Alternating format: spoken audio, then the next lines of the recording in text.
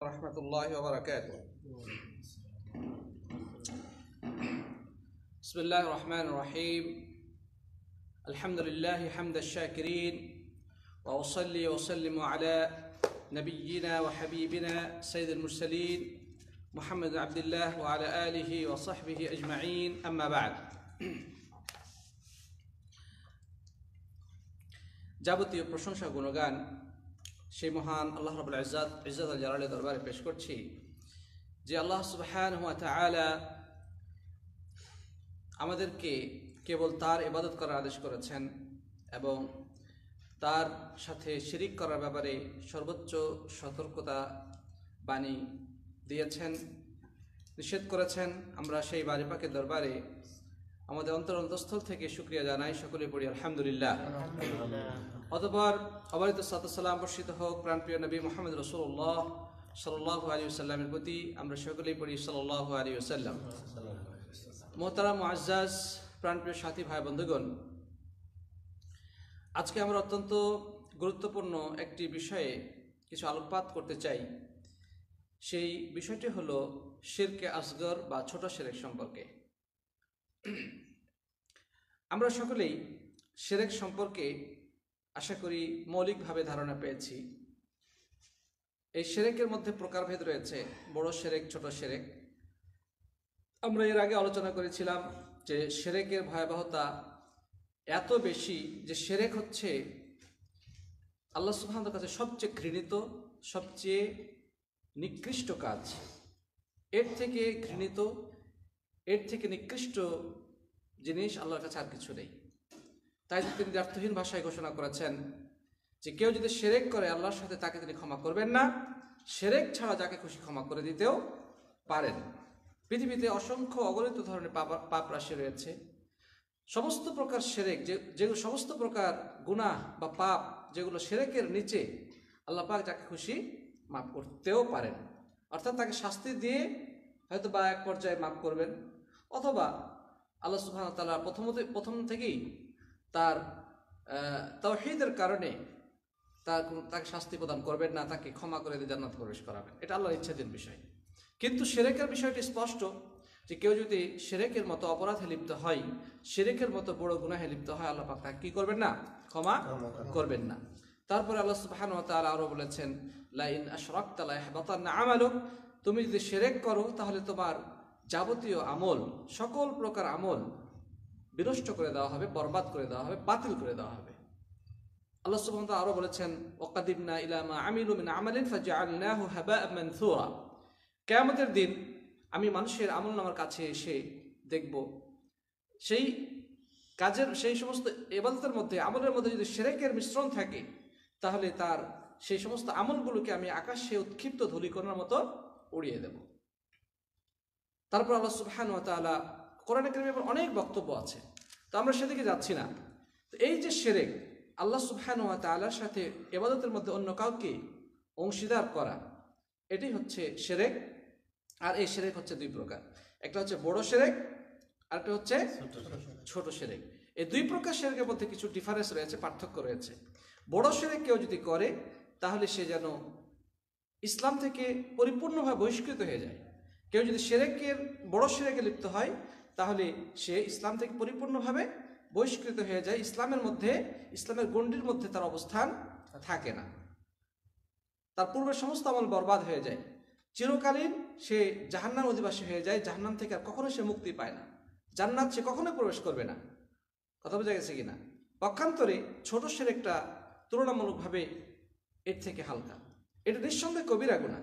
কিন্তু এই ছোট শিরকের কারণে কোনো মানুষ ইসলাম থেকে পরিপূর্ণভাবে বহিষ্কৃত হয় না। ছোট শিরকের কারণে তার সমস্ত গুনাহ বরবাদ হয়ে যায়, সমস্ত নেকি বরবাদ হয়ে যায় না, বরং যেটার মধ্যে ছোট শিরক পাওয়া যাবে ওই আমলটা শুধু বরবাদ হয়, ওই আমলটা শুধু নষ্ট হয়। ছোট শিরক এটার দ্বারা ইসলাম থেকে বহিষ্কৃত তো হয় না, চিরকালীনভাবে জাহান্নামীও হয় না। আল্লাহ সুবহানাহু ওয়া তাআলা হয়তোবা এই ছোট শিরককে ক্ষমা করতেও পারেন। তবে বড় শিরক সেগুলো হচ্ছে ভয়ানক। আল্লাহর সাথে অন্য কাউকে অংশীদার করা, যেমন গায়রুল্লাহর উদ্দেশ্যে সেজদা করা, গায়রুল্লাহর কাছে সাহায্য প্রার্থনা করা, গায়রুল্লাহর নিকটে বিপদ আপদ থেকে মুক্তি কামনা করা, এগুলো হচ্ছে বড় শিরক। কেউ যদি গায়রুল্লাহকে, জিনকে খুশি করার জন্য বা কোনো পীর অলিয়া উলিয়াকে খুশি করার জন্য পশু জবাই করে, সেটা হচ্ছে বড় শিরক। এগুলো আমরা ইতিপূর্বে আলোচনা করেছি। আজকে ইনশাআল্লাহ যে বিষয়টা আলোচনা করতে যাচ্ছি সেটা হচ্ছে ছোট শিরক সম্পর্কে। প্রিয় ভাইরা আমার, আমরা বুঝতেই পারতেছি শিরকে আসগর বা ছোট শিরক। শিরকে আকবর মানে বড় শিরক। আসগর শব্দ অর্থ হচ্ছে ছোট, আকবর শব্দ অর্থ হচ্ছে কি বড়। তো এই যে ছোট শিরক, একে কাকে বলা হয়? শিরক কি জিনিস? আল্লাহ রসুল সাল্লাল্লাহু আলাইহি সাল্লাম হাদিসের মধ্যে স্পষ্ট ভাষায় বলেছেন যে ইন্না আখওয়াফা মা আখাফু আলাইকুম আশ-শিরকুল আসগর। আমি তোমাদের নিকটে সবচেয়ে যে জিনিসটি ব্যাপারে ভয় করি, সবচেয়ে যে জিনিসটি সম্পর্কে আমার বেশি ভয় বা আশঙ্কা, সেটি হচ্ছে ছোট শিরক। ছোট কি? সেটা হচ্ছে ছোট শিরক। ক্বালু ওয়া মা হুয়া ইয়া রাসূলুল্লাহ। সাহাবাগণ জিজ্ঞাসা করলেন যে হে রাসূল, এই ছোট শিরক জিনিসটা কি? তখন তিনি জবাবে বললেন আর রিয়া, সেটা হচ্ছে রিয়া বা লোক দেখানো আমল করা, মানুষের প্রশংসা পাওয়ার উদ্দেশ্যে, দুনিয়াবি কোনো স্বার্থ আদায়ের উদ্দেশ্যে ইবাদত বন্দেগী করা, এটি হচ্ছে কি ছোট শিরক। প্রিয় ভাইরা আমার, এই ছোট শিরকটা কেন বেশি ভয়ের বিষয়? কারণ এটা অন্তরের সাথে সংশ্লিষ্ট, মনের সাথে সংশ্লিষ্ট। একজন মানুষের মনের অবস্থা যে কোনো সময় পরিবর্তন হয়ে যেতে পারে। কারণ মানুষের মাইন্ড, মানুষের অন্তর যে কোনো মুহূর্তে পরিবর্তন হতে পারে, এটা চেঞ্জেবল, পরিবর্তনশীল।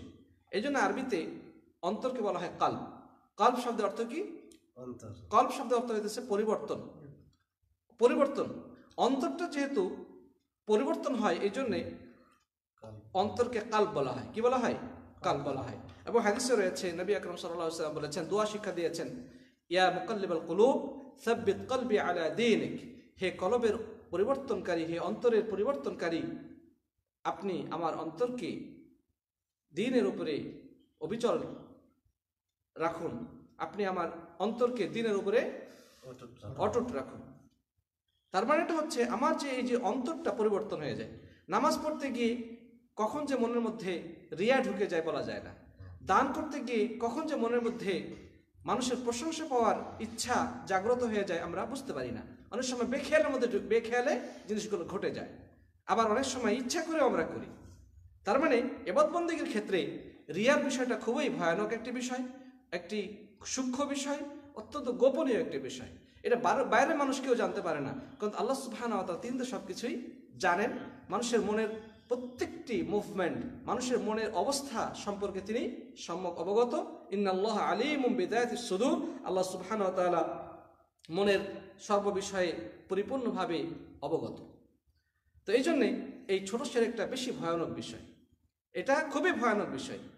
যেটা বড় শিরক সেটা তো বাহ্যিকভাবে দেখাই যায়, যেমন আল্লাহ ছাড়ার মধ্যে করা, সেজদা করা, এটা বড় শিরক। এটা যে কোনো মানে ইমানদার মানুষ এটা করবে না।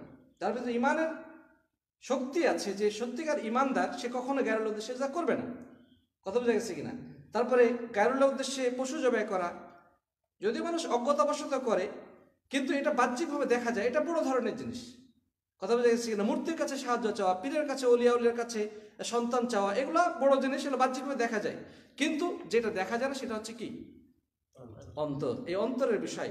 আর এই রিয়াটা ঘটে যায় কোথায়? অন্তরে। এই জন্য এটা সবচেয়ে ভয়ের বিষয়। তো যাই হোক প্রিয় সাথী বন্ধুগণ, আল্লাহ সুবহানাহু ওয়া তাআলা আমাদেরকে সতর্ক করেছেন এই বিষয়ে। সূরা কাহফের 110 নম্বর আয়াতে আল্লাহ তাআলা বলছেন, ফামান কানা ইয়ারজু লিকা রাব্বিহ ফালইআমাল আমালান সালিহান ওয়া লা ইউশরিক বিইবাদাতি রাব্বিহ আহাদা। যে ফামান কানা ইয়ারজু লিকা রাব্বিহ, কোন যে ব্যক্তি চায় যে তার রবের সাথে সাক্ষাৎ করবে, যে ব্যক্তি তার রবের সাথে সাক্ষাৎ করতে চায়, সে যেন আমলে সালেহ করে বা নেকির কাজ করে। ওয়ালা ইউশরিক বিইবাদাতি রাব্বিহি আহাদা, এবং সে যেন তার রবের ইবাদতের সাথে অন্য কিছুকে অংশীদার না করে। তাহলে যে ব্যক্তি আল্লাহ সুবহানাহু ওয়া তাআলার সাথে সাক্ষাৎ লাভ করতে চায়, তাহলে সে দুটি কাজ যেন করে। এক নম্বর কি? সে যেন আমলে সালেহ বা নেকির কাজ করে, এবং দুই নম্বর হচ্ছে আল্লাহর ইবাদতের মধ্যে অন্য কাউকে কি না করে? অংশীদার না করে। প্রিয় সাথী বন্ধুগণ, তারপরে এবার আমরা আসি যে এই যে ছোট শিরক, এটা কিছু উদাহরণ আমাদের জানা দরকার, কিছু আমাদের উদাহরণ জানা দরকার। প্রথম উদাহরণ আমরা বলবো যে একজন ব্যক্তি যে কোনো ইবাদত করার ক্ষেত্রে যদি দুনিয়ার কোনো স্বার্থ, দুনিয়ার কোনো লক্ষ্য উদ্দেশ্য জড়িত করে, মনের মধ্যে অন্য কোনো কিছুকে আশ্রয় দেয়, অন্য কোনো উদ্দেশ্যকে আশ্রয় দেয়, তাহলে কিন্তু সেটা কি হয়ে গেল? শিরকে আসগর হয়ে গেল, বা এটা রিয়া পর্যায়ে চলে গেল। এটা হচ্ছে রিয়া পর্যায়ে। যেমন আল্লাহ রাসূল সাল্লাল্লাহু আলাইহি ওয়াসাল্লাম উদাহরণ দিয়েছেন যে একজন মানুষ যখন নামাজে দণ্ডায়মান হয়, তখন তার কাছে মনে হলো যে কেউ একজন তাকে দেখছে। এই মনের মধ্যে এই চিন্তাটা আসার সাথে সাথেই সে তখন নামাজটাকে আর একটু সুন্দর করে পড়ার চেষ্টা করে, যে না, তাকে কে যেন দেখছে। যখনই এই যে কেউ দেখছে, এই মনোভাবটা মাথায় আসবে বা তার অন্তরে জাগ্রত হবে, তারপরে যখন সে নামাজকে সুন্দর করে পড়ার চেষ্টা করবে, তার মানেটা হলো আল্লাহর ইবাদতে, আল্লাহ সুবহানাহু ওয়া তাআলা যে ইবাদতটা কেবল আল্লাহর জন্য হওয়া উচিত ছিল, সেখানে মানুষ তাকে দেখছে, মানুষ হয়তো বা তাকে ভালো বলবে, মানুষ তার প্রশংসা করবে, এই ইচ্ছাটা বা এই আগ্রহটা তার ভিতরে জাগ্রত হয়ে যায়, যার কারণে সে সালাতটাকে সুন্দর করে আদায় করা শুরু করে। এটাই হচ্ছে রিয়া। এটাই কি রিয়া? এটাই হচ্ছে শিরকে আসগর। হাদিসে এটা আছে যে, প্রিয় সাথী বন্ধুগণ, যে ব্যক্তি মানুষকে শোনানোর জন্য কোনো আমল করলো, মান সাম্মা সাম্মাহুল্লাহ ইয়াউমাল কিয়ামা, যে ব্যক্তি মানুষকে শোনানোর জন্য কোনো বিষয়ে কোনো আমল করলো, আল্লাহ রাব্বুল আলামিন কিয়ামতের দিন মাখলুকের সামনে তার গোপন উদ্দেশ্যকে শুনিয়ে দেবেন সবার সামনে। হ্যাঁ, যে ব্যক্তি মানুষের প্রশংসা পাওয়ার জন্য ইবাদত বন্দেগী করবে, আল্লাহ রাব্বুল আলামিন তাকে দুনিয়াতেই তার পুরস্কার দিয়ে দিবেন। কিরকম? একজন মানুষ দান করেছে, তার দানের উদ্দেশ্য যদি হয় মানুষ তাকে ভালো বলবে, মানুষ তাকে দানশীল বলবে, মানুষ তার প্রশংসা করবে, তাহলে আল্লাহ সুবহানাহু ওয়া তাআলা দুনিয়া তাকে পুরস্কার দিয়ে দেবেন। পুরস্কারটা কি? সে যে নিয়তে সে কাজটা করেছে, সেই নিয়তটা তার পূরণ হয়ে যাবে। মানুষ তার ঠিকই প্রশংসা করবে, মানুষ তাকে ভালো বলবে, সমাজে তার নাম ডাক উঠবে, তার নামে মিছিল সভা হবে, তার নামে হাততালি বাজবে, মারহাবা স্লোগান উঠবে, তার নামে রাস্তাঘাট হবে, সবকিছুই হতে পারে, কারণ সে একজন বড় দানশীল, সে একজন ভালো মানুষ। দুনিয়াতে সে যেটা উদ্দেশ্য করেছিল সেটা কিন্তু সে পেয়ে যাবে, কিন্তু আখিরাতের ফলাফলের খাতা হবে জিরো, কারণ সে আখিরাত উদ্দেশ্য করে নাই, দুনিয়ার উদ্দেশ্য করেছিল। এই জন্য রাসূল আকরাম সাল্লাল্লাহু আলাইহি সাল্লাম স্পষ্ট ভাষায় বলেছেন, যে সহিহ বুখারীর প্রথম হাদিস, ইন্নামাল আ'মালু বিন্নিয়াত, মানুষের সমস্ত আমল নির্ভর করতেছে কিসের উপরে? নিয়তের উপরে। সমস্ত আমল নির্ভর করতেছে নিয়তের উপরে। এখানে যে বলা হয়েছে যে ফামান কান হিজরাতুহু ইলাল্লাহি রাসূলিহি ফাহিজরাতুহু ইলাল্লাহি রাসূলিহি ওয়া মান কান হিজরাতুহু লিদুনিয়া ইউসিবুহা আও ইমরাআতিন ইয়ানকিহুহা ফাহিজরাতুহু ইলা মা হাজারা ইলাইহি। নবী সাল্লাল্লাহু আলাইহি ওয়াসাল্লাম বললেন, উদাহরণ দিয়ে বলছেন, কেউ যদি আল্লাহ এবং তার রাসূলের উদ্দেশ্যে হিজরত করে, নিজের সহায় সম্পদ, আবাস ভিটা, ঘর বাড়ি, নিজের মাতৃভূমি সব ছেড়ে এমন জায়গায় চলে যায় যেখানে সে আল্লাহর ইবাদত বন্দেগী করতে পারবে, যেখানে আল্লাহ সুবহানাহু ইবাদত করতে পারবে নিরাপদে, এটাকে বলা হয় হিজরত। এখন কোন লোক যদি আল্লাহ এবং রাসূলের উদ্দেশ্যে হিজরত করে, তাহলে এটা আল্লাহ পাক তার আমলনামায় আল্লাহ এবং রাসূলের উদ্দেশ্যে হিজরত করা হয়েছে বলেই লিপিবদ্ধ করবেন। আর ওমান কাত হিজরাতুহু লিদুনিয়া আও ইমরাআতিন ইয়ানকিহুহা ফাহিজরাতুহু ইলা মা হাজারা ইলাইহি। আর কেউ যদি হিজরত করে দুনিয়ার কোনো স্বার্থ আদায়ের উদ্দেশ্যে, দুনিয়ার কোনো লক্ষ্য উদ্দেশ্য, কোনো কিছু পাওয়ার উদ্দেশ্যে, অথবা কোনো মহিলাকে বিবাহ করার উদ্দেশ্যে, তাহলে যে উদ্দেশ্যে হিজরত করেছে আল্লাহর আমলনামায় সেটাই লিপিবদ্ধ করে দেবেন। তার মানে তিনি যেহেতু মানুষের নিয়ত সম্পর্কে, মানুষের মনের অবস্থা সম্পর্কে জানেন, সুতরাং সেই আলোকে তার আমলনামায় আল্লাহ পাক কি করে দেবেন? লিপিবদ্ধ করে দেবেন। প্রিয় ভাইয়েরা আমার, তো যাই হোক, আমরা আশা করি বুঝতে পেরেছি এটি একটা উদাহরণ। মানুষের প্রশংসা পাওয়া, মানুষের ভালোবাসা পাওয়া, হ্যাঁ, দুনিয়ার কোনো স্বার্থ আদায়, স্বার্থ কামানো। যেমন আরো হাদিসে আছে, এবং অনেক হাদিস আছে, তার মধ্যে আরেকটা হাদিস আছে যে একজন ব্যক্তি যখন আল্লাহ সুবহানাহু ওয়া তাআলা কিয়ামতের দিন 3 শ্রেণীর মানুষকে ডাকবেন। তারা হচ্ছেন, এক নম্বর হচ্ছে কারি, যে খুব সুন্দরভাবে কোরআন তেলাওয়াত করত। আরেকজন হচ্ছে আল্লাহর পথে জিহাদকারী, আল্লাহর পথে কি জিহাদকারী। আল্লাহ সুবহানাহু ওয়া তাআলা সেই কারীকে ডেকে বলবেন যে তুমি কি উদ্দেশ্যে কোরআন তেলাওয়াত করতে? তখন সে বলবে যে আল্লাহকে রাজি খুশি করার জন্য, আপনাকে খুশি করার জন্য। আল্লাহ সুবহানাহু ওয়া তাআলা তখন বলবেন কাযাবতা, তুমি মিথ্যা বলেছো। হ্যাঁ, তুমি কোরআন তেলাওয়াত করেছো লিইউকালা আন্নাকা কারি, এই কথা যেন মানুষে বলে তুমি একজন কারী, তুমি একজন ভালো তেলাওয়াত করতে পারো, তোমার কণ্ঠস্বর খুব সুন্দর, তুমি এই উদ্দেশ্যে কোরআন তেলাওয়াত করেছো, তুমি মিথ্যাবাদী, জাহান্নামে নিক্ষেপ করো। তারপরে মুজাহিদকে জিজ্ঞাসা করবে যে তুমি জিহাদ করতে, শহীদকে জিজ্ঞাসা করবে হ্যাঁ যে তুমি কি উদ্দেশ্যে জিহাদ করতে গিয়েছিলে? তখন শহীদ বলবে যে আমি আপনার রাজি খুশি করার জন্য, দ্বীনের প্রচার প্রসারের জন্য আমি জিহাদ করেছি, যে শহীদ হয়ে গেছি। তখন আল্লাহ সুবহানাহু ওয়া তাআলা তাকে বলবেন যে কাযাবতা,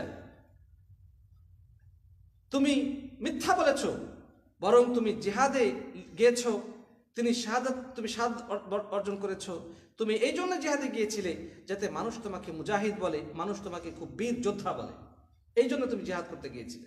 অতএব তোমার পরিণতি জাহান্নাম। ফেরেশতা তাকে আদেশ করবে, তাকে জাহান্নামের আগুনে নিক্ষেপ করা হবে। 3 নম্বরটা কি? সম্ভবত একজন দানশীল, তাই না? তাকে জিজ্ঞাসা করা হবে যে তুমি কি উদ্দেশ্যে দান করেছিলে? তখন সে বলবে যে আল্লাহ আপনার রাজি খুশি করার জন্য। তখন তিনি বলবে যে না, মানুষ তোমাকে দানশীল বলবে, তোমাকে ভালো বলবে। তখন তাকেও জাহান্নামের আগুনে কি করা হবে? নিক্ষেপ করা হবে। তো যাই হোক, এখানেই কিন্তু নিয়াতের বিষয়টা জড়িত। এই জন্য সালাফগণ, পূর্ববর্তী আলেমগণ, তারা বলছে আলাজতু নিয়তি 40 আমান, 40 বছর ধরে আমরা নিয়তের সাথে সংগ্রাম করেছি, নিয়তকে সংশোধন করার চেষ্টা করেছি 40 বছর ধরে। মানে নিয়তটা যে কোনো মুহূর্তে গরমিল হয়ে যেতে পারে। ভালো, এই নিয়তকে সংশোধন করেছি, নিয়তকে খালেজ করেছি, কিন্তু কিছুক্ষণ পরেই দেখা গেল যে আস্তে আস্তে সেই নিয়তটা অন্যদিকে চলে যাচ্ছে। কারণ নিয়তটা তো এটা এক জায়গায় থাকার জিনিস না, এটা অন্তরের বিষয়, অন্তরটা পরিবর্তনশীল, যে কোনো মুহূর্তে পরিবর্তন হতে পারে। প্রিয় বন্ধুগণ, এই জন্য উলামায়ে কেরাম বলেছেন যে ইবাদত কবুল হওয়ার জন্য শর্ত কয়টা? 2টা। 1 নম্বর হচ্ছে ইখলাস, কেবলমাত্র ইবাদত করতে হবে আল্লাহকে রাজি খুশি করার জন্য। আর 2 নম্বর হচ্ছে রাসূল করিম সাল্লাল্লাহু আলাইহি ওয়াসাল্লামের অনুসরণ করার জন্য। আর এই যে প্রথম যে শর্তটা আল্লাহকে রাজি খুশি করার জন্য, এটা কিসের সাথে সম্পর্ক? নিয়তের সাথে সম্পর্ক। আল্লাহ কোরআনে কারিমে বলেছেন হ্যাঁ, ওমা উমিরু ইল্লা লিয়াবুদুল্লাহ মুখলিসিনা লাহুদ্দিন, মানুষকে আদেশ করা হয়েছে তারা যেন খালিসভাবে, একনিষ্ঠভাবে কেবল আল্লাহর রাজি খুশি করার জন্যই কি করে? দ্বীনের সমস্ত কার্যাবলীকে নির্দিষ্ট করে দেয়। অর্থাৎ ইবাদত করার ক্ষেত্রে কেবল আল্লাহর রাজি খুশি নিয়ত করে, অন্য কোনো উদ্দেশ্য যেন সেখানে জড়িত না থাকে। তো এটি নিয়তের সাথে সম্পৃক্ত। প্রিয় ভাইরা আমার, তাহলে আশা করি আমরা এই আপনার ছোট শিরকের সবচেয়ে গুরুত্বপূর্ণ উদাহরণটি আমরা পেয়ে গেছি। যে কোনো ইবাদতের ক্ষেত্রে যখন আল্লাহ ছাড়া অন্য কোনো উদ্দেশ্য জড়িত হবে সেটাই কি? ছোট শিরক। এটাই হচ্ছে রিয়া, আর রিয়া হচ্ছে ছোট শিরকের অন্তর্ভুক্ত। 2 নম্বর হচ্ছে প্রিয় সাথী বন্ধুগণ, আল্লাহ ছাড়া অন্য কোনো কিছুর নামে কসম খাওয়া। আল্লাহ ছাড়া অন্য কোনো কিছুর নামে কি খাওয়া? কসম খাওয়া। যেমন অনেকে আছে সন্তানের মাথায় হাত রেখে কসম খায়, অনেকে মাটি হাতে নিয়ে কসম খায়, হ্যাঁ, অনেকে বলে মাটির কসম, অনেকে দানার কসম। দানা মানে হ্যাঁ, কোনো একটা দানা, ভাত অথবা রুটি অথবা চাউল অথবা এরকম কোনো কিছু হাতে নিয়ে কসম খায়, তাই না? অনেকে বাবার মাথায় হাতে কসম খায়। আবার কিছু আছে রাজনৈতিক কসম। যেমন রাজনৈতিক পিটাপিটিতে কোনো মানুষ যদি মারা যায়, মনে করেন যে সরকারি বিরোধী দলে মারামারি লেগেছে, তখন বিরোধী দল যদি সরকারি দলের হাতে বা পুলিশের হাতে মারা যায়, তখন রাজনৈতিক নেতারা কি করে? তখন তারা ওই নিহত ব্যক্তির রক্তের উপরে হাত রেখে বলে, শহীদের রক্তের কসম খেয়ে বলছি আমরা এর বদলা নেব, প্রতিশোধ নেব। বলে কি বলে না? এই যে বলছে একজন মৃত মানুষের বা কারো যে রক্তের কসম খেলো, সেটাই কি? শিরক। এটাই হচ্ছে ছোট শিরক। প্রিয় সাথী বন্ধুগণ, আল্লাহ সুবহানাহু ওয়া তাআলা আমাদের জন্য সব ধরনের কসমকে কেবল আল্লাহর জন্য নির্দিষ্ট করতে বলেছেন। কসম খেতে হবে কেবল আল্লাহ সুবহানাহু ওয়া তাআলার উদ্দেশ্যে। আল্লাহ ছাড়া কোনো কিছু নামে কসম খাওয়া কি? নাজায়েজ এবং হারাম। রাসূল করিম সাল্লাল্লাহু আলাইহি ওয়াসাল্লাম বলেছেন, মান হালাফা বিগাইরিল্লাহি ফাকাদ কাফারা ওয়া আশরাকা, যে ব্যক্তি আল্লাহ ছাড়া অন্য কোনো কিছুর নামে কসম খেলো, সে ব্যক্তি কুফরি করলো অথবা কি করলো? শিরক করলো। প্রিয় ভাইরা আমার, এটি আবু দাউদে বর্ণিত হয়েছে, ইমাম আলবানী রাহিমাহুল্লাহ এটাকে সহিহ বলেছেন। তার মানে আল্লাহ সুবহানাহু ওয়া তাআলা ছাড়া কেউ যদি অন্য কোনো কিছুর নামে কসম খায়, তাহলে সেটা হচ্ছে শিরক অথবা কুফরি পর্যায়ের গুনাহ। তারপরে আরো হাদিসে বর্ণিত হয়েছে, নবী আকরাম সাল্লাল্লাহু আলাইহি ওয়াসাল্লাম বলেছেন, লা তাহরিফু বিআবাইকুম ওয়ালা বিউম্মাহাতিকুম ওয়ালা বিল আন্দাদ, তোমরা তোমাদের পিতামাতা অথবা অন্য বাতিল মাবুদের নামে তোমরা কসম খেও না। তোমাদের পিতামাতার নামে তোমরা কসম খেও না, বাবার কসম, মায়ের কসম, ঠিক আছে, অথবা কোনো বাতিল উপাস্য দেবদেবী এগুলোর নামে তোমরা কসম খেও না। তারপরে রাসূল করিম সাল্লাল্লাহু আলাইহি ওয়াসাল্লাম আরো ইরশাদ করেছে, ওয়ালা তাকুলু ওয়াল কাবা ওয়ালাকিন কুলু বিরাব্বিল কাবা, তোমরা কাবার কসম খেও না, বলো না যে কাবার কসম, কিন্তু তোমরা বলো কাবার রবের কসম। তোমরা বলো না কাবার কসম, বরং তোমরা কি বলো? কাবার রবের কসম। দুনিয়ার মধ্যে সর্বশ্রেষ্ঠ ঘর কোনটা? আল্লাহর ঘর কাবা। তো কাবার ওই কাবা ঘরের কসম খাওয়া জায়েজ নেই। তাহলে দুনিয়াবি অন্য কোন বস্তু কসম খাওয়া জায়েজ হতে পারে? বরং আমরা বলবো যিনি কাবার রব, যিনি মালিক, যিনি কুল মাখলুকাতের, যিনি একচ্ছত্র মালিক, অধিপতি, স্রষ্টা, কসম তো কেবল তারই খেতে হবে। তার সৃষ্টি জীবনী বা সৃষ্টি জগতের কোনো বস্তু নিয়ে কসম খাওয়া কি নাই? জায়েজ নেই। আল্লাহ সুবহান রাসূল করিম সাল্লাল্লাহু আলাইহি ওয়াসাল্লাম আরো বলছেন, ওয়ালা তাহলিফু ইল্লা বিল্লাহ, স্পষ্ট যে তোমরা আল্লাহ ছাড়া আর কারো নামে কি করো না? কসম খেও না। এটি সহিহ তারগিবে বর্ণিত হয়েছে। প্রিয় ভাইরা আমার, তাহলে এই সমস্ত হাদিস থেকে আমরা যেটা জানতে পারছি যে কসম খেতে হলে কেবল আল্লাহ তাআলার উদ্দেশ্যে কসম খেতে হবে। আল্লাহ ছাড়া বাবা মা, সন্তান, মাটি, শহীদের রক্ত, অথবা দানা ইত্যাদি কোনো কিছু কসম খাওয়া কি নাই? জায়েজ নেই। অনেকে আছে পীরের নামে কসম খায়, অমুক পীরের কসম, অমুক পীরের কসম। এই সবগুলোই জঘন্যতম অপরাধ। এগুলো হচ্ছে শিরকে আসগরের অন্তর্ভুক্ত। কারণ শিরকে আসগরটা কেন ছোট শিরক? কেন ছোট শিরক? কারণ হচ্ছে যে সে মূলত আল্লাহকে বিশ্বাস করে। একজন মুমিন মুসলমান ব্যক্তি, কিন্তু সে কসম খাইতেছে, মনে করেন মাটির কসম খাচ্ছে, দানার কসম খাচ্ছে, অথবা সন্তানের কসম খাচ্ছে, বাবার কসম খাচ্ছে। তো সাধারণত একজন ইমানদার আল্লাহর প্রতি বিশ্বাস রাখে কি রাখে না? তার বিশ্বাস কিন্তু এটা আছে যে আল্লাহ সুবহানাহু ওয়া তাআলা তিনি হচ্ছেন ইবাদত পাওয়ার একমাত্র হকদার, তিনি হচ্ছেন মাবুদ, উপাস্য। এটি তার মনের কিন্তু একান্ত বিশ্বাস। কিন্তু সে কসম খেতে গিয়ে হয়তোবা সৃষ্টি জগতের কসম খেয়েছে। তাহলে এখানে আল্লাহর প্রতি বিশ্বাস থাকা অবস্থায় আল্লাহর প্রতি সে পূর্ণ আস্থা রাখে, বিশ্বাস রাখে, তারপরে যেহেতু সে গায়রুল্লাহকে এখানে অন্য কসম খেয়েছে, সুতরাং এই দৃষ্টিকোণ থেকে আমরা এটাকে বলছি বড় শিরক না, এটা হচ্ছে কি? ছোট শিরক। এটা হচ্ছে ছোট শিরক। পক্ষান্তরে সে যদি কসম খাওয়ার সময় ওইটাকে আল্লাহর মতো মনে করে, যে জিনিসটা কসম খাইতেছে এটার মধ্যে আল্লাহর সমপর্যায়ে সে যদি মনে করে, এই কসম এটাই কিন্তু বড় শিরকে রূপান্তরিত হয়ে যাবে। বড় শিরকে কি হয়ে যাবে? রূপান্তরিত হয়ে যাবে।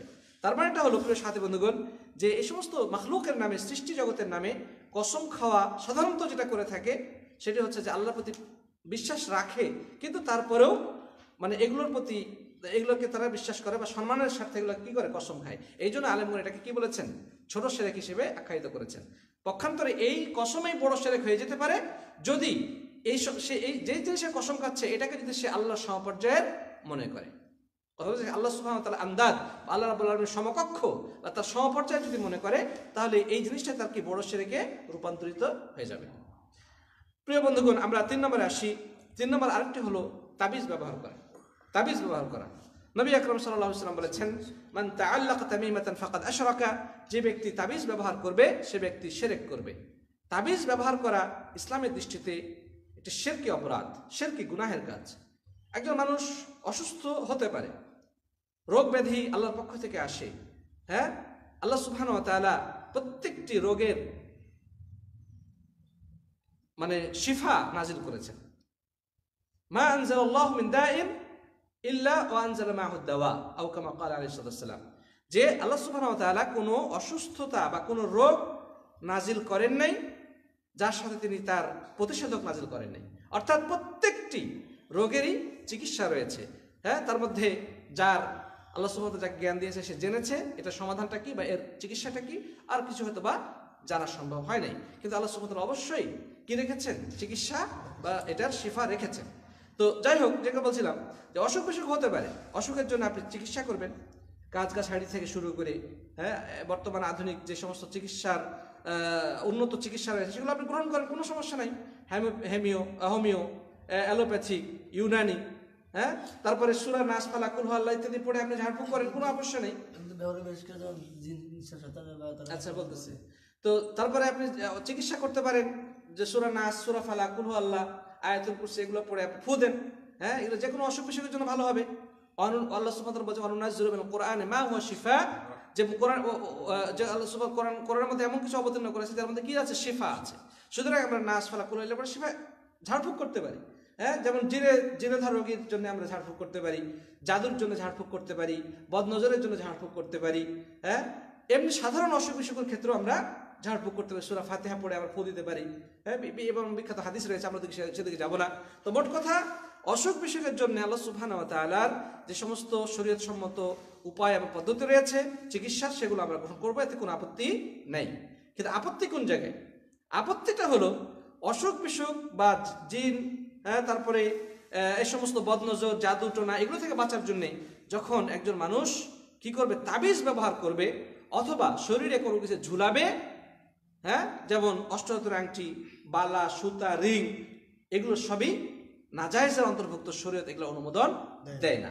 কারণ প্রিয় নবী সাল্লাল্লাহু আলাইহি ওয়াসাল্লাম স্পষ্ট ভাষায় বলেছেন, মান তাআল্লাকা তামিমাতান ফাকাদ আশরাকা, যে ব্যক্তি তাবিজ ঝুলাবে সে ব্যক্তি শিরক করবে। যে ব্যক্তি তাবিজ ঝুলাবে সে ব্যক্তি কি করবে? শিরক করবে। আরেক হাদিসে তিনি বলেছেন, মান তাআল্লাকা শাইআন ওয়াকিলা ইলাইহি, যে ব্যক্তি শরীরে অন্য কোনো কিছু ঝুলাবে, শুধু তাবিজ না, হ্যাঁ, অন্য যে কিছু ঝুলাবে, সুতা, রিং, বালা, হ্যাঁ, অথবা মনে করেন সুতা, তারপরে যেমন অনেক কিছু ঝুলায়, মানে গাছগাছালি পর্যন্ত ঝুলায়, শরীরে যা কিছু ঝুলাক না কেন, কোনো ব্যক্তি যদি ঝুলায় তাহলে আল্লাহ সুবহানাহু ওই জিনিসটার উপর তাকে সমর্পণ করে দেয়, ওই জিনিসটার উপর তাকে সুপর্দ করে দেয়, তিনি ওই ব্যক্তির উপর থেকে রহমতের দৃষ্টি উঠিয়ে নেন। রহমতের দৃষ্টি কি করে নেন? উঠিয়ে নেন। তো প্রিয় বন্ধুগণ, এখান থেকে আমরা যেটা পাচ্ছি সেটা হচ্ছে যে শরীরে কোনো কিছু ঝুলানো যাবে না, সেটা তাবিজ, কবজ, সুতা, রিং, বালা, তারপর অষ্টধাতুর আংটি, তামার আংটি, হ্যাঁ, যেগুলো আমাদের সমাজে প্রচলিত রয়েছে, এই সবগুলোই হারাম এবং নাজায়েজ কাজ। কোনো জাদু, মানে জাদু টোনা থেকে বাঁচার জন্য, জিন থেকে বাঁচার জন্য, বদনজর থেকে বাঁচার জন্য, এমনকি গাছ, হ্যাঁ, লতা পাতা শরীরে ঝুলা যাবে না। হ্যাঁ, আপনি যদি চিকিৎসা করতে চান, গাছের পাতা আপনি বেটে, হ্যাঁ, যদি জানা থাকে যেটা এর মধ্যে কি আছে, মানে এর রস কোনো উপকার হবে, বা এটা পাতা বেটে লাগালে উপকার হবে, সেটা লাগাতে পারেন, কোনো সমস্যা নেই। হ্যাঁ, সেটাকে মালিশ হিসেবে ব্যবহার করতে পারেন, ওটাকে খাবার হিসেবে গ্রহণ করতে পারেন, কোনো আপত্তি নেই। সেটা শরবত বানিয়ে খেতে পারেন, কোনো সমস্যা নেই। কিন্তু ওটাকে সুতা দিয়ে বেঁধে, হ্যাঁ, এভাবে শরীরের মধ্যে ঝুলিয়ে রাখা, পেঁচিয়ে রাখা, এই জিনিসটা কিন্তু হারাম এবং নাজায়েজ, ইসলাম এটা অনুমোদন দেয় না। আর এই জিনিসটা কি? শিরকে আসগর। এটার নাম হচ্ছে কি? শিরকে আসগর। তাবিজ ঝুলানো শিরকে আসগর। তবে এখানে একটা কথা আছে যে কেউ যদি কোরআনের আয়াত সম্বলিত তাবিজ ঝুলায় অথবা হাদিসে বর্ণিত দোয়া ইত্যাদি দ্বারা যদি কেউ তাবিজ ঝুলায়, তাহলে সেটা শিরক হবে কিনা, এই ব্যাপারটা নিয়ে আমাদের মাঝে কিছুটা দ্বিমত রয়েছে। তবে সঠিক কথা হলো যে কোরআনের আয়াত দ্বারা অথবা হাদিসে বর্ণিত দোয়া দ্বারা তাবিজ ঝুলানো এটা শিরক না হলেও এটা হারাম, এটা হারাম পর্যায়ের। এটা বোঝা গেছে যে এটাও কি হারাম পর্যায়ের। কেন? যে প্রথমত রাসূল করিম সাল্লাল্লাহু আলাইহি সাল্লাম তিনি কোনো ধরনের তাবিজের অনুমতি দেন নাই। কোরআনে আয়াত হোক, হাদিস হোক, অথবা অন্য কোনো কিছু দ্বারা হোক, সব প্রকার তাবিজকে কি করেছেন আল্লাহ সুবহানাহু ওয়া তাআলা, রাসূল করিম সাল্লাল্লাহু আলাইহি সাল্লাম কি করেছেন? তিনি অনুমতি দেন নাই, এবং তিনি সব ধরনের তাবিজকে কি বলেছেন? শিরক বলেছেন। দুই নম্বর কথা হচ্ছে যে তিনি নিজে কোনোদিন এ ধরনের তাবিজ ব্যবহার করেন নাই বা সাহাবীদেরকে করার অনুমতি দেন নাই, এবং কোন সাহাবী তাবিজ ব্যবহার করেছেন বলে তার কোনো প্রমাণ নাই। তবে তারা ফু দিয়েছেন, তারা নাস ফালাক কুল হু আল্লাহ পড়ে ফু দিয়েছেন। আপনি পড়ে ফু দিতে পারেন, কোনো আপত্তি নেই। পানিতে ফু দিয়ে সেটা পানি পান করা যাবে কিনা, এটা নিয়ে আমাদের মাঝে দ্বিমত আছে কিছুটা। হ্যাঁ, তবে সঠিক কথা হচ্ছে যে সরাসরি রোগীর গায়ে ফু দেওয়াটা জায়েজ, এটা সবচেয়ে উত্তম। রোগীর গায়ে ফু দেওয়াটাই উত্তম, পানিতে বা তেলে এগুলোতে না পড়াটাই ভালো। তবে কোন বিশেষ কোনো কারণে যদি হয়তো রোগীকে হয়তো আনা যাচ্ছে না, তখন পানিতে ফু দিয়ে তখন পানিটা তাকে পান করার জন্য দেওয়া যেতে পারে, আলেম মতামত ব্যক্ত করেছেন। নাস ফালাক কুল হু আল্লাহ পড়ে পানিতে, মানে ফু দিয়ে বলতে কি এমনভাবে ফু দিতে হবে যেন পানিতে, মানে তার বাতাস, মুখের বাতাস না লাগে। কথা বোঝা গেছে? এখানে একটা কথা আছে, যেমন মানে এমনভাবে থুর মতো হবে, আওয়াজ হবে, কিন্তু কি হবে না, সেখান থেকে মানে পানির মধ্যে থুথু মানে পড়বে না, আপনার বাতাস লাগবে না, কারণ হাদিসে নিষেধ আছে পাত্রের মধ্যে বা খাদ্যদ্রব্য পানিতে ফু দেওয়ার ব্যাপারে। তো এভাবে করে যদি কেউ মানে এভাবে করে যদি দম করে দেয়, এটাকে দম বলা হয়, দম করে দেয়, তাহলে সেই পানি ব্যবহার করা যাবে, বা তেলে দিলে তেল ব্যবহার করা যাবে। হ্যাঁ, সূরা নাস, ফালাক, কুল হুয়াল্লাহ বা কোরআনে বর্ণিত দোয়াগুলো পড়ে যদি এমনটি করে তাহলে সেটা জায়েজ আছে। এটা অনেক আলেমের বক্তব্য। তবে সবচেয়ে উত্তম হচ্ছে সরাসরি রোগীর গায়ে কি দেওয়া, ফু দেওয়া, সরাসরি রোগীর গায়ে ফু দেওয়া, যেটা রাসূল করিম সাল্লাল্লাহু আলাইহি ওয়াসাল্লাম নিজে করেছেন। তিনি হাসান হুসেনের শরীরে রুকিয়া করতেন, সকাল সন্ধ্যা ঝাড়ফুঁক করতেন। তিনি ফাতেমা রাদিয়াল্লাহু তাআলাকে আদেশ করেছেন এই হাসান হুসেনকে ফু দেওয়ার জন্যে, এবং সাহাবাগণ এটা আমল করেছেন। তো যাই হোক, এটাই হচ্ছে সবচেয়ে বিশুদ্ধ কথা। ছোট বাচ্চাদের ব্যাপারেও যেটা বলবো, যে অনেকে একটা হাদিস পেশ করেন যে ছোট বাচ্চাদের গায়ে তাবিজ ঝুলিয়ে দেওয়া যায়। একটা আমরুন আস না কার কোনো একজন সাহাবীর বর্ণনা দিয়ে বলা হয় যে উনি কি করেছেন, তিনি বাচ্চাদের, ছোট বাচ্চা যেগুলা এখনো মানে সূরা পড়তে জানে না বা দোয়া পড়তে জানে না, তাদেরকে তিনি লিখে দিতেন গলায় ঝুলিয়ে দেওয়ার ব্যাপারে। আল্লামা আলবানী রাহিমাহুল্লাহ এই অংশটিকে যঈফ হিসেবে সাব্যস্ত করেছেন। কথা বোঝা গেছে? যে লিখে দেওয়ার যে বিষয়টা, বাচ্চাদের গায়ে ঝুলিয়ে মানে সূরা বা দোয়া লিখে বাচ্চাদের গায়ে ঝুলিয়ে লেখা সংক্রান্ত যে হাদিসটিতে দ্বারা তাবিজ বৈধতার পক্ষে দলিল পেশ করা হয়, আলেমগণ এটিকে, বিশেষ করে আল্লামা আলবানী রাহিমাহুল্লাহ এটাকে যঈফ হিসেবে আখ্যায়িত করেছেন। এই অংশটিকে সহিহ হাদিস দ্বারা সাব্যস্ত নয়। তবে তাবিজ ব্যবহার করেছেন এইভাবে কোনো হাদিস তো নেই, বরং তাবিজ ব্যবহার বিপক্ষে রাসূল করিম সাল্লাল্লাহু আলাইহি ওয়াসাল্লামের স্পষ্ট নির্দেশনা রয়েছে। কথা বোঝা গেছে? তো বাচ্চাদের গায়ে ঝুলিয়ে রাখার যে বিষয়টি, এটি হাদিসটি সহিহ নয়, বরং এটি হচ্ছে যঈফের অন্তর্ভুক্ত। বরং সহিহ হচ্ছে যে রাসূল করিম সাল্লাল্লাহু আলাইহি ওয়াসাল্লাম হাসান হুসেনের শরীরে কি দিয়েছেন, ফু দিয়েছেন। হ্যাঁ, তিনি ফাতেমা রাদিয়াল্লাহু তাআলাকে আদেশ করেছেন ফু দেওয়ার জন্য, নিজের শরীরে নিজে ফু দিয়েছেন। কথা বোঝা গেছে কিনা? তো যাই হোক প্রিয় বন্ধুরা, আমরা দিকে যাচ্ছি না। তাহলে মোটামুটি আমরা যেটা বলবো, যে আমরা এখান থেকে বুঝতে পারলাম যে তাবিজ ব্যবহার করা এটি অন্যতম একটি শিরক, যেটা উলামাগণ ছোট শিরক হিসেবে কি করেছেন, সাব্যস্ত করেছেন। তারপরে আরেকটি শিরক উদাহরণ আমরা দুটো উদাহরণ দিয়ে শেষ করতে চাই। আরেকটা হচ্ছে এভাবে কথা বলার মাধ্যমে শিরক করা, যেমন আল্লাহ যা চেয়েছেন এবং আপনি যা চেয়েছেন। হ্যাঁ, যেমন আমরা অনেক সময় এই ধরনের কথাবার্তা বলে থাকি যে আল্লাহ যা চেয়েছেন, হ্যাঁ, এবং আপনি যা চেয়েছেন। এই ব্যাপারে নবী করিম সাল্লাল্লাহু আলাইহি সাল্লাম স্পষ্ট ভাষায় বলেছেন যে যেমন হাদিসে আছে মাশা আল্লাহু ওয়া শিত। এক সাহাবী এসে রাসূল করিম সাল্লাল্লাহু আলাইহি ওয়াসাল্লাম বললেন যে আল্লাহ এবং আপনি যা চেয়েছেন। তখন নবী আকরাম সাল্লাল্লাহু আলাইহি সাল্লাম বলছেন আল জাআলতানি লিল্লাহি নিদ্দান, তুমি কি আল্লাহর সাথে আমাকে মানে সমকক্ষ বানিয়ে দিলে না? বরং মাশা আল্লাহ ওয়াহদা, বরং আল্লাহ একাকীভাবে যা চান তাই হয়। মানে আমি চাই এবং আমার আল্লাহ দুজনে মিলে চেয়েছি বলে এই বিষয়টা ঘটেছে, এমনটি ঠিক নয়। বরং সঠিক কথা হচ্ছে যে আল্লাহ একমাত্রভাবে, এককভাবে আল্লাহ যা চান তাই ঘটে। তো সাথী বন্ধুগণ, আমরা যেটা বলবো, এ ধরনের কথা বলার ক্ষেত্রে সতর্কতা অবলম্বন করা দরকার, যে আল্লাহ যা চান এবং আপনি যা চান, আল্লাহ যা চেয়েছেন এবং আপনি যা চেয়েছেন, এভাবে কথা বলাটা কি শিরক। তবে এভাবে বলতে এবং না বলে অতঃপর বলেন তাহলে কোনো সমস্যা নেই। যেমন কেউ বললো যে আল্লাহ যা চেয়েছেন অতঃপর আপনি যা চেয়েছেন, এবং অতঃপর পার্থক্য আছে। এবং মানে দুটাকে সমপর্যায় করে দেওয়া হলো, মানে দুইটা মানে এবং আল্লাহ এবং আপনি উভয়টা সমপর্যায়, আল্লাহ এবং আপনি যা চেয়েছেন মানে উভয়টা সমপর্যায়ের। কিন্তু যদি বলি আল্লাহ যা চেয়েছেন অতঃপর আপনি যা চেয়েছেন, তাহলে কিন্তু এখানে সমপর্যায় করা হলো না। আল্লাহ সুবহানাহু ওয়া তাআলার মর্যাদা উন্নত থাকলো, এরপরে মানুষের অবদান, মানুষের সাহায্য সহযোগিতা, মানুষের যে কোনো ক্ষেত্রে মানুষের পক্ষ থেকে কোনো একটা প্রচেষ্টা, এটা কিন্তু স্বীকৃতি দেওয়া হলো। তো আল্লাহ সুবহানাহু ওয়া তাআলার মর্যাদাকে উঁচু রেখে মাখলুকের মর্যাদাকে যদি নিচু রাখা হয়, তখন সেটা আল্লাহর সাথে সমকক্ষ বানানো হলো না, এবং তখন সেটা শিরক হবে না। তারপরে এমন একটা কথা বলা যে আল্লাহ এবং আপনি যদি না থাকতেন তাহলে এই সমস্যাটা ঘটে যেত। মানে আল্লাহ এবং আপনি, যেমন অনেক সময় আমরা এর কথা বলে থাকি যে আমরা শুধু যেমন আল্লাহ এবং আপনি ছাড়া আমার দুনিয়াতে কেউ নেই। যেমন অনেক সময় বলে যে আল্লাহ এবং আপনি ছাড়া দুনিয়াতে আমার কি নাই, কেউ নাই। এই কথা অনেক সময় কিন্তু মানুষে বলে থাকে। এই কথাটাও কিন্তু আল্লাহর সাথে আরেকজনকে সমকক্ষ বানিয়ে দেওয়া হয়। বলতে পারে আল্লাহর অবদান, আল্লাহ সুবহানাহু ওয়া তাআলার রহমত, অতঃপর আপনাদের দোয়া বা আপনাদের প্রচেষ্টা বা আপনাদের সহযোগিতা, অতঃপর দিয়ে বলতে হবে, এবং দিলে সমকক্ষ বানিয়ে দেওয়া হলো। রাসূল করিম সাল্লাল্লাহু আলাইহি ওয়াসাল্লাম বলেছেন, লা তাকুলু মা শা আল্লাহু ওয়া শা ফুলান, তোমরা এই কথা বলিও না যে আল্লাহ যা চেয়েছেন এবং উমুকে যা চেয়েছে, এই কথা তোমরা বলে না। ওয়ালাকিন কুলু মা শা আল্লাহ সুম্মা শা ফুলান, বরং তোমরা বলো আল্লাহ যা চেয়েছেন অথবা উমুকে যা চেয়েছেন। বোঝা গেছে কিনা? তো সাথে বন্ধুগণ, আমরা কথা লম্বা করবো না। তার মানে আমাদের ভাষা ব্যবহারের ক্ষেত্রে সতর্কতা অবলম্বন করতে হবে, যেন কথার মাধ্যমে আমরা আল্লাহ সুবহানাহু ওয়া তাআলার সাথে মাখলুককে একাকার করে না দেই, আল্লাহর সমপর্যায়ে মাখলুককে যেন আমরা স্থাপন না করি, তাহলে কিন্তু সেটা শিরকে রূপান্তরিত হয়ে যাবে এবং সেটা হবে ছোট শিরক। প্রিয় বন্ধুগণ, তাহলে আজকের আলোচনা আমরা আর দীর্ঘায়িত না করে এখানে শেষ করতে চাই। আশা করি আমরা কয়েকটি উদাহরণ থেকে ছোট শিরকের ব্যাপারে কিছুটা হলো ধারণা অর্জন করতে পেরেছি।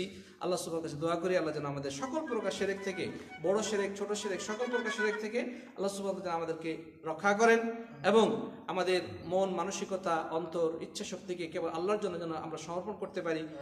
আল্লাহ যেন আমাদের সবাইকে সে তৌফিক এনায়েত করেন। এ কথা বলে আপনাদের সকলের সুস্বাস্থ্য এবং ঈমান সমৃদ্ধ সুন্দর জীবন কামনা করে আজকের আলোচনা এখানে সমাপ্ত করছি। হাজা সাল্লাল্লাহু আলা নবিয়িনা মুহাম্মদ ওয়া আলা আলিহি ওয়া সাহবিহি আজমাইন। আসসালামু আলাইকুম ওয়া রাহমাতুল্লাহি ওয়া বারাকাতুহু।